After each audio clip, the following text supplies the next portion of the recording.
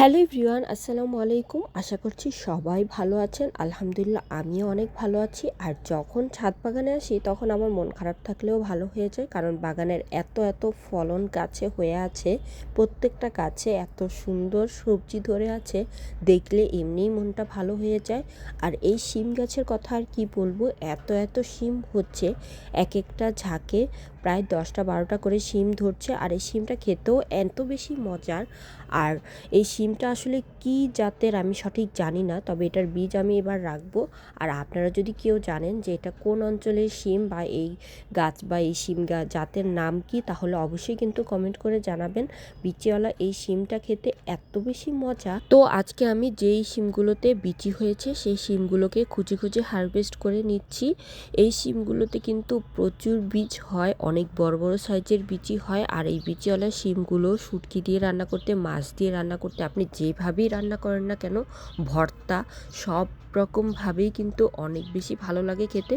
Specially আমার বেশি ভালো লাগে। এবার আপনাদের আসলে কোনটা ভালো লাগে সেটা তো আর আমি বলতে পারবো না, সেটা অবশ্যই কমেন্ট করে জানাবেন যে আপনাদের শিমগুলো কিভাবে রান্না করে খেতে বেশি ভালো লাগে, বিচিওয়ালা শিমগুলো। আমি আমার বাগানের কোনো গাছই রাসায়নিক সার দিই না, রাসায়নিক কীটনাশকও দিই না। আমি সবসময় জৈব পদ্ধতিতে বাগানটা করার চেষ্টা করি। বিষমুক্ত সবজি খাবো বলেই আসলে বাগানটা করা। তো আপনারাও যদি বিষমুক্ত, রাসায়নিক সারমুক্ত সবজি খেতে চান এবং স্বাস্থ্যসম্মত সবজি ফলাতে চান, তাহলে অবশ্যই ছোট্ট একটা বাগান করা আপনাদেরও প্রয়োজন। আর সেটা বড় পরিসরেই হোক, ছোট পরিসরেই হোক, যদি বারান্দাতেও ছোট্ট একটা বাগান করা যায় তাহলে অবশ্যই কিন্তু ছোট্ট একটা বাগান করবেন। আর এই বাগান করার মধ্যে যে একটা শান্তি, মানসিক প্রশান্তি, এটা আসলে আর কোনো কিছুতেই পাওয়া যায় না। যেটা আসলে আমার মধ্যে হয় সেটাই আপনাদের সাথে শেয়ার করলাম।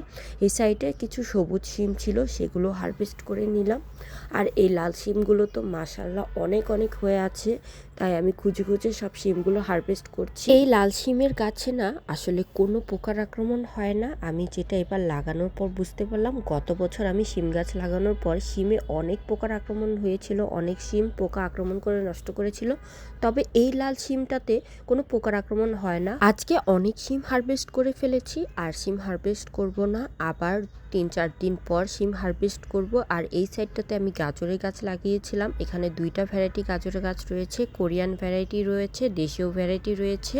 আর এই মূলা গাছটা আসলে আমি লাগাইনি, ধনিয়া পাতার গাছ লাগিয়েছিলাম, সেখানে হয়তোবা মূলার বীজ ছিল, সেই বীজ থেকে এই মূলার গাছগুলো হয়েছে। এখানে 3টা মূলার গাছ হয়েছে মাশাআল্লাহ। একটা মূলা গাছে দেখুন কত বড় মূলা হয়েছে। মূলাটা আসলে আমার পছন্দ না, তাই আমি লাগাইও না, তবে বাসার অনেকেই মূলা পছন্দ করে, তাই নিয়ে নিলাম, হারভেস্ট করে নিলাম। মা পছন্দ করে, মা খাবে, তাই মূলাটা হারভেস্ট করলাম। মূলা কিন্তু অনেক সুন্দর হয়, দেখতে ভালো লাগে, কিন্তু খেতে ভালো লাগে না বলে আমি আসলে গাছটা লাগাই না।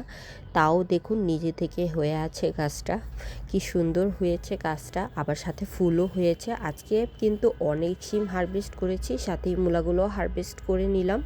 আজকের ভিডিওটা ভালো লাগলে অবশ্যই একটি শেয়ার করে দিবেন। সবাই ভালো থাকবেন, আল্লাহ হাফেজ।